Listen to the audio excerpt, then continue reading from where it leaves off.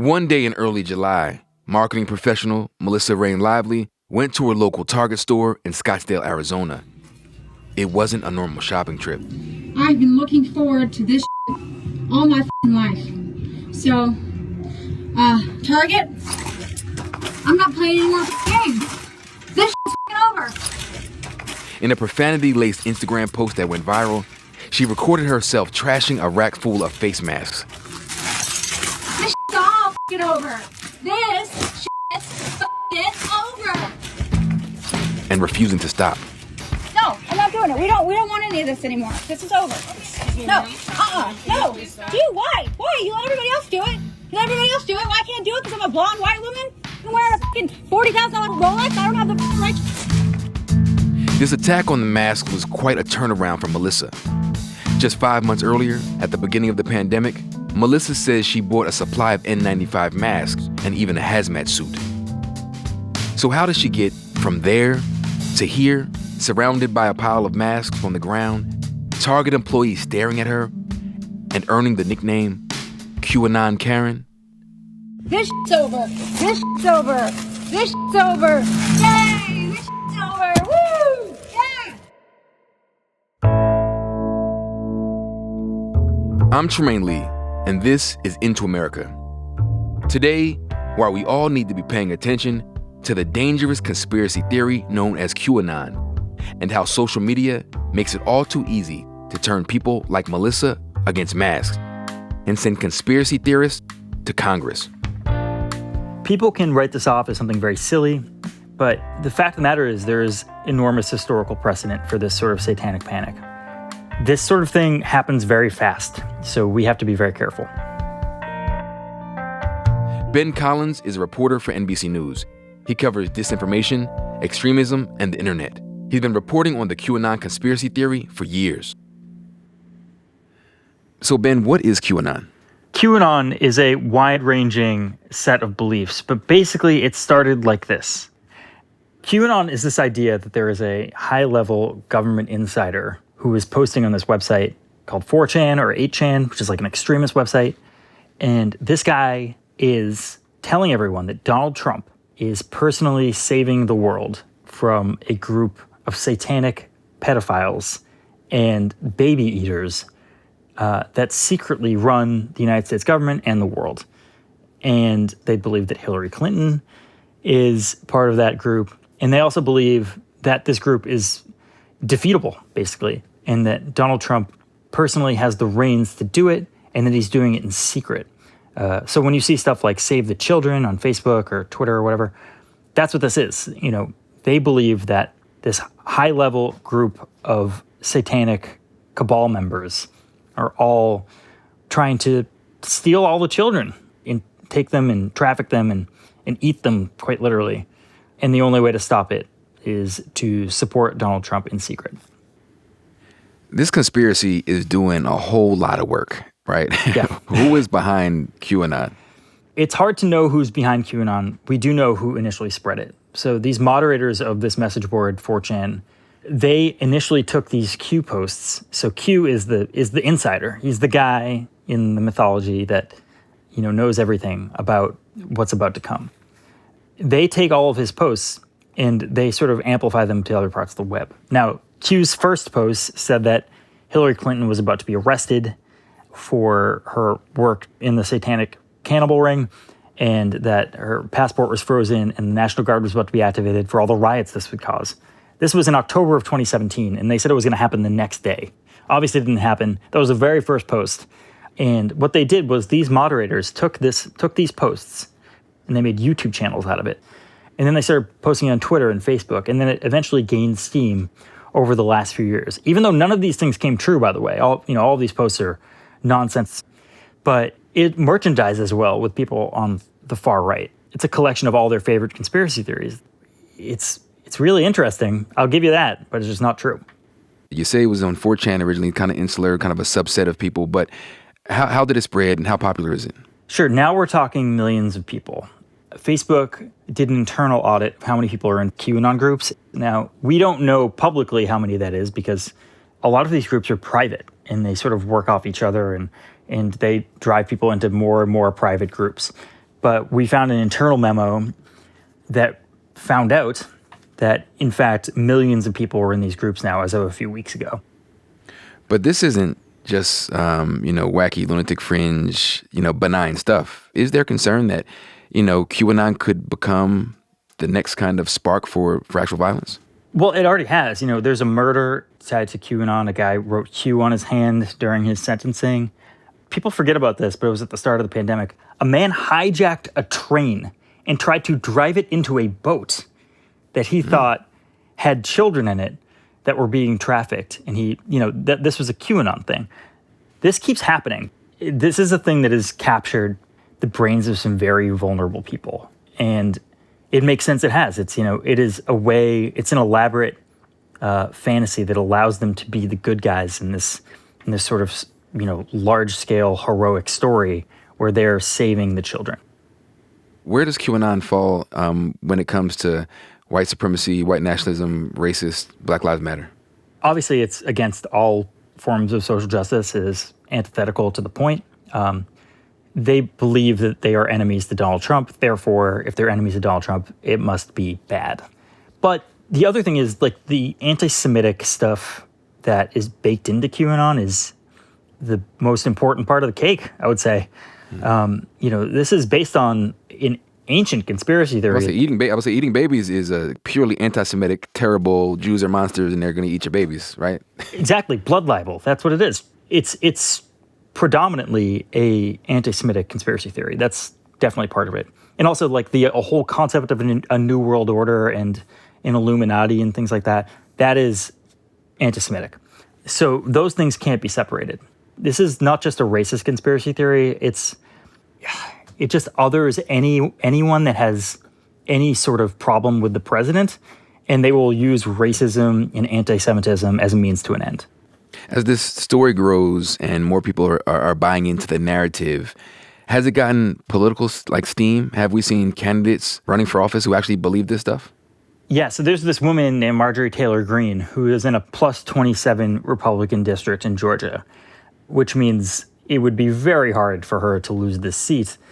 And she just won the primary. So I want to tell you guys, the fake news media, the DC swamp, the political establishment tried to take me out. But there's definitely more of us than there is of them.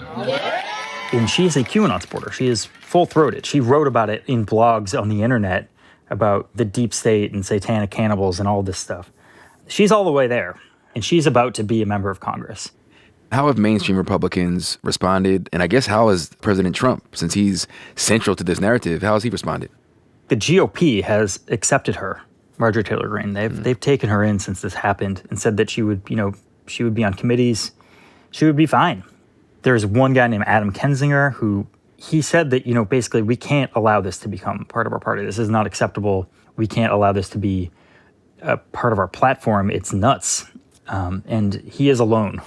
I will say this straight up. He is the only person that I've seen in Congress who will have a seat next year who has denounced this outright. And what about Trump? He was asked about this at a press conference last week. I want to ask you, you congratulated Marjorie Taylor Greene in a tweet. You called her a future Republican star.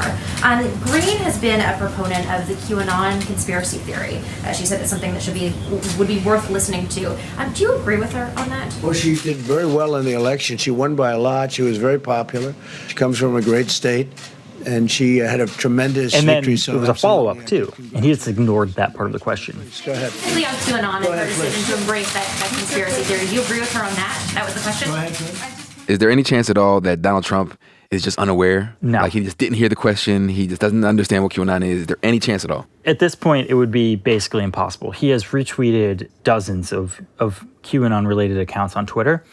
So he knows what the word is. He knows that there is a cult devoted to the idea that he is some sort of messianic figure. In fact, why wouldn't he? That seems like something he would be really interested in.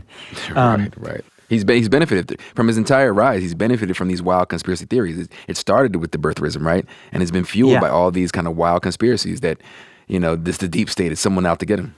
People used to write off birtherism in the same way. People used to be like, how can somebody believe something so ludicrous like this?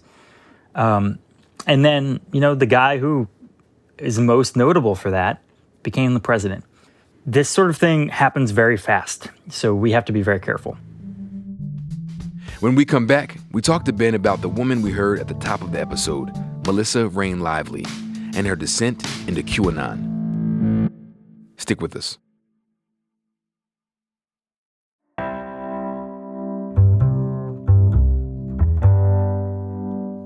Tell me about Melissa Rain Lively.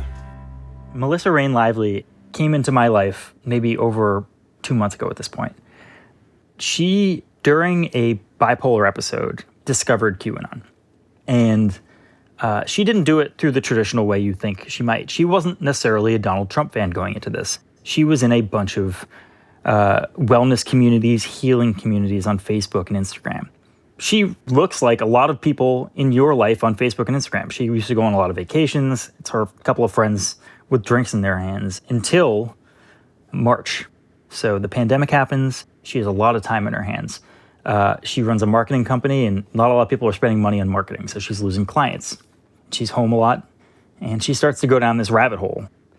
She was really into like crystal kind of alternative health, alternative medicine sort of things.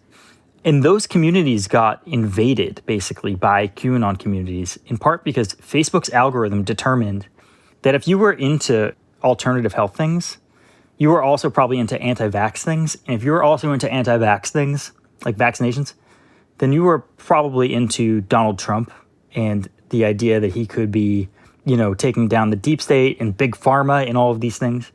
And even though she started in these wellness communities, she winds up in these QAnon communities. And within a month, this woman who owned her own business, worked with really high-end companies like Hyatt and Nobu and all these things like that. She is the woman in a Target throwing masks off the shelves, yelling at all of the staff. This shit's over. This shit's over. This shit's over. Yay! This shit's over. Woo! Yeah! Let's go back a little bit. One thing that I think is really interesting about this is the isolation brought on by COVID-19. She's losing business. She's at home, and she told you that she was doom scrolling. And I had never heard that term before, doom scrolling. Yeah. What is doom scrolling?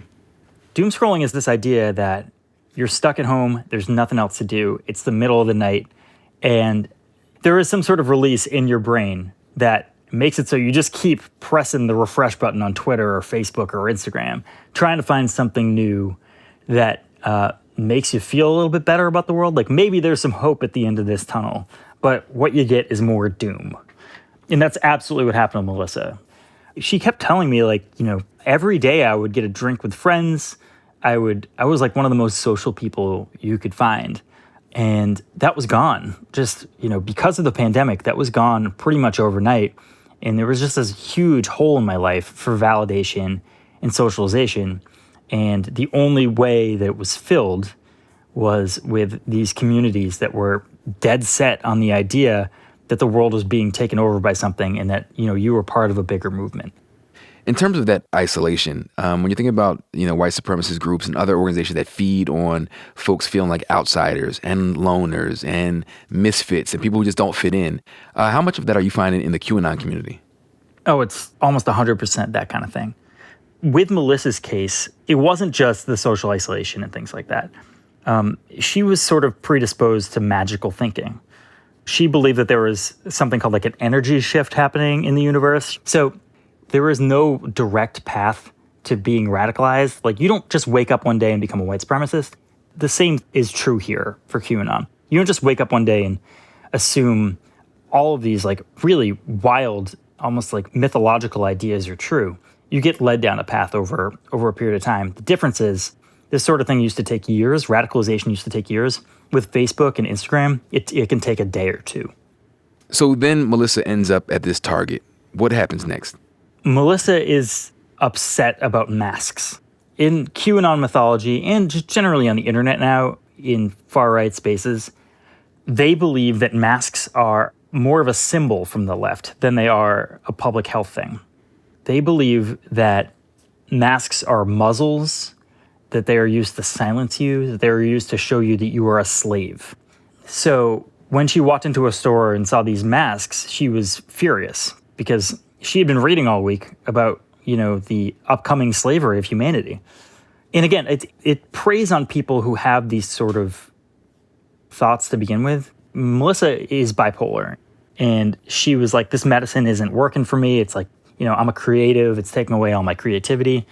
So there was this really bad cocktail of, she was going through a manic episode. She had all of this literature saying, you're not going through a manic episode. And then once she's, for the first time in a couple of months, in a social situation where she sees the enemy, right, which is masks, she determines that the best course of action for her is to rip them off the wall, throw them on the floor, yell at everyone, say, why am I not allowed to do this because I'm white? All of these grievances that are standard in the QAnon community were taken out in real life. Ben, let's talk about the role of video. Obviously, she went viral.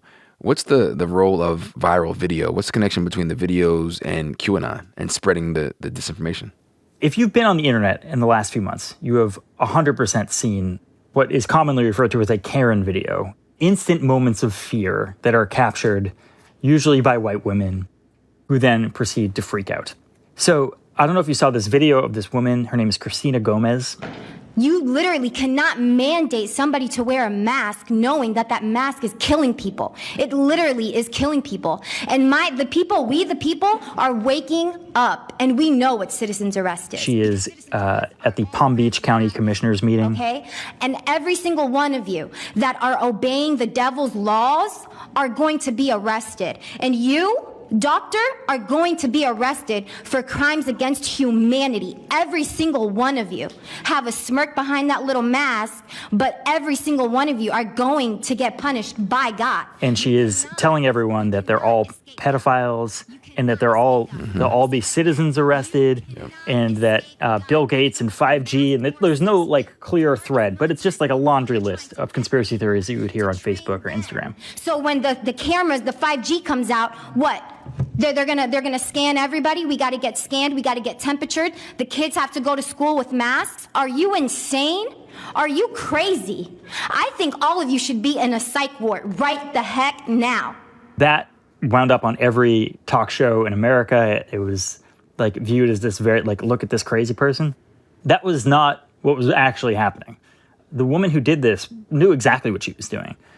In anti-vaccine communities and these 5G conspiracy communities and QAnon communities, these are recruiting tools. We might be laughing at these, but the point is to just generally get the word out. And if 1 in every 50 people isn't laughing and is like, oh my God, that woman has a point, that's what it's there for. What role or responsibility has Facebook taken or played in all of this? QAnon was going to exist without Facebook, but its growth into millions of adherents is directly tied to Facebook. They have consistently said they were going to do something about this, but they never have. But again, the most important thing is you can wind up being a QAnon supporter in a couple of hours if you're on Facebook. You don't even have to be a Donald Trump fan. You can be somebody who is skeptical of some sort of either government program or health-based program. And, by the end of the week, they can become people who believe that Satan is not just real, but taking all the kids. That is Facebook's fault, period. What could Facebook be doing better? They can limit recommendations easily. If you're in an anti-vax group, which they say they ban, but they're everywhere, you can lead them down better paths algorithmically. It doesn't have to be strictly paranoia and skepticism. And also, you don't even have to ban this stuff. You can just make it harder to find. You can limit it in search. You can make it so those things don't end up, at the top of people's feeds. They amplified this stuff over other stuff because it's so controversial. People will go in there and be like, this is nuts. What are you talking about? And then they'll have these, 500 comment back and forths. And guess what the algorithm likes? The algorithm likes conversation. And it's reading that as positive content when really it's people fighting over whether or not the Satanic cabal is real or not. So as part of your reporting, I know you went to Facebook and asked them, why they haven't done anything about this. What'd they tell you? In this instance, they ignored us, which is not insane.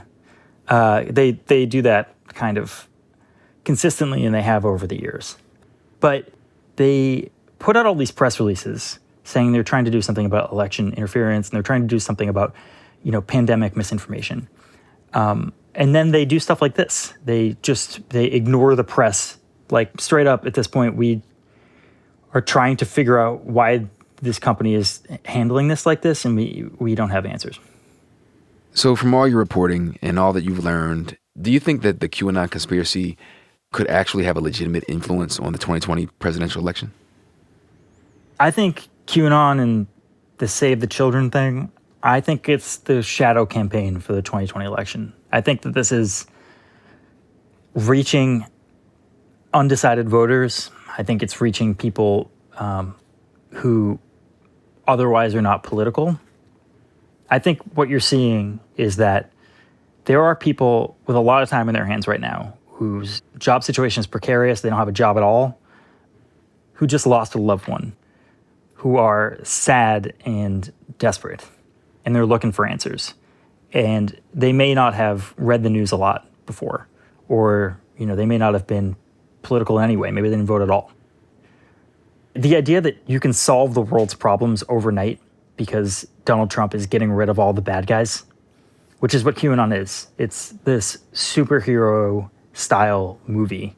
He is like Batman in this. And he is personally solving all the world's problems, but he's doing it in secret, so he can't tell you about it. That is so seductive to people who have no answers for why the world got so bad so quickly. So let's go back to Melissa. Let everybody else do it. Well, I can't do it because I'm a blonde white woman. She was going through some serious mental health issues, and obviously we should all feel for people who are grappling with those issues. How is she doing now? Like, what's going on, Melissa? So that was the breaking point for her. I talked to her a month after that, and she got some help.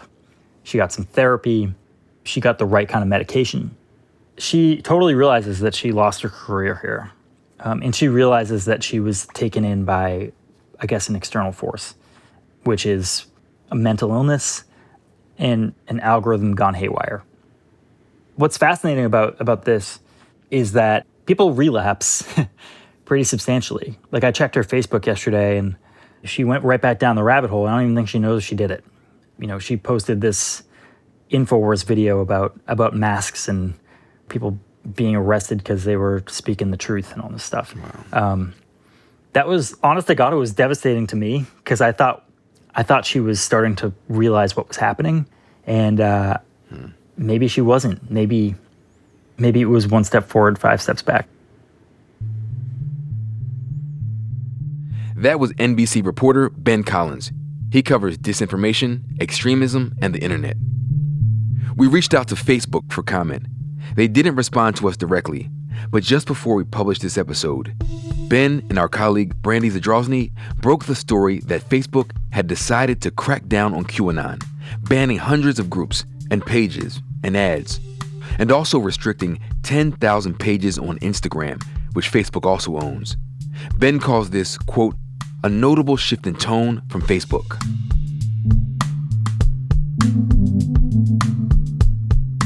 Into America is produced by Isabel Angel, Allison Bailey, Aaron Dalton, Max Jacobs, Barbara Rabb, Claire Ty, Aisha Turner, and Preeti Varathan. Original music by Hannes Brown. Our executive producer is Ellen Frankman. Steve Lichtai is executive producer of audio. I'm Trymaine Lee.